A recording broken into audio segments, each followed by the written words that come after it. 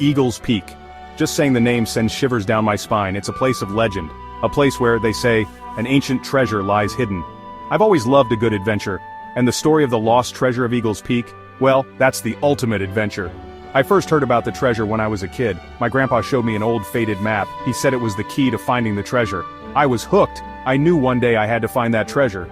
Years passed, but I never forgot the map or the legend. Now I'm all grown up, and I'm ready to tackle Eagle's Peak, this time for real. The map is old, it's faded, but I can still make out the general route. It shows a winding path through dense forests. It crosses rushing rivers, and it leads straight to the base of Eagle's Peak. This is going to be epic. Every good expedition needs a great team, and finding the lost treasure of Eagle's Peak is no small feat. So I called up my most trusted friends. They're all a little bit crazy, just like me. First up we have Sarah. She's a whiz with navigation, and she can survive in the wilderness like a pro. Thanks. I've got the maps and the compass ready. We won't get lost, I promise. Next is John. He's strong as an ox. He can carry all our heavy gear, and trust me, we'll need it. You know I've got your back. Just point me to the heavy stuff. Last but not least, there's Emily. She's a doctor, and she's always prepared for any medical emergency. Don't worry, I've packed enough supplies to handle anything. We're good to go. We packed up the 4x4. We had backpacks, tents, food, and all the essential survival gear. We double-checked the map, and then, we were off. The adventure had officially begun. The journey started easy enough.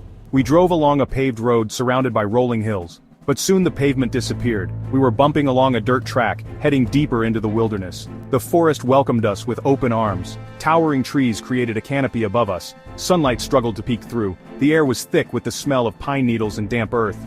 We were officially off the grid. We had to stop a few times. Fallen trees blocked our path. We had to chop our way through. It was tough work, but we were determined to keep going. Nothing was going to stop us from reaching Eagle's Peak. We had been driving for hours. The sun was starting to set. We needed to find a place to camp for the night. But there was one small problem. We were hopelessly lost. Does anyone else see a giant mushroom shaped like a unicorn on their map? John asked, scratching his head. We all burst out laughing. It was typical John, always finding humor in every situation. Even when we were lost in the middle of nowhere. Luckily, Sarah had a knack for navigation. She managed to get us back on track. All right, I think I've got it. We need to head north for a bit, then we'll find a clearing to camp. We found a clearing by a beautiful stream. It was the perfect spot to set up camp. We built a fire, we ate our dinner, and we shared stories under the stars. It was the perfect end to a long day. The next morning we woke up to the sound of birdsong. We packed up camp and continued our journey. The terrain was getting tougher. We were now hiking uphill through dense undergrowth. Then, we stumbled upon something incredible. Carved into the trunk of an ancient tree were strange symbols. They looked exactly like the symbols on my grandpa's map. "This is it!" I exclaimed, my heart pounding with excitement. "This is the way to the treasure." We followed the direction the symbols pointed. We were getting closer. I could feel it. We followed the trail of symbols for what felt like hours. Finally, we arrived at the base of Eagle's Peak. It was even more majestic up close. The peak soared high above us, its rocky face almost touching the clouds. But where was the treasure? We searched everywhere, we climbed over boulders, we crawled through crevices, nothing. Just when we were about to give up hope, Emily shouted, "Look!" Hidden behind a curtain of vines was the entrance to a cave. This had to be it. This had to be the hiding place of the lost treasure of Eagle's Peak. The cave was dark and damp. Our flashlights danced across the walls, revealing ancient drawings. They told stories of the people who once lived here. As we ventured deeper, we encountered traps, hidden pitfalls, tripwires. It was like something out of an Indiana Jones movie.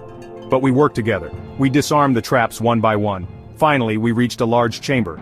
In the center sat a stone pedestal, and on top of it rested a small wooden chest bound in iron. This was it, the treasure. John carefully lifted the chest. It was surprisingly light. He pried it open. Inside, there was no gold, no jewels, no precious artifacts. Instead, we found something even more valuable. A leather-bound journal filled with elegant handwriting and a rolled-up map, even older than the one I inherited. This wasn't the treasure we expected, but it was a treasure nonetheless. We spent the rest of the day exploring the cave, we studied the drawings, we deciphered some of the writing in the journal. It was a window into the past, a glimpse into the lives of the people who once called this place home. We never found the gold and jewels we were expecting, but what we discovered was far more valuable. The real treasure was the journey itself, the challenges we overcame, the friendships we forged, and the ancient secrets we uncovered. As we made our way back down Eagle's Peak, I couldn't help but feel a sense of accomplishment. We had faced the unknown, and we had come out stronger on the other side. And the new map? Well, that's a story for another day. Let's just say the adventure is far from over.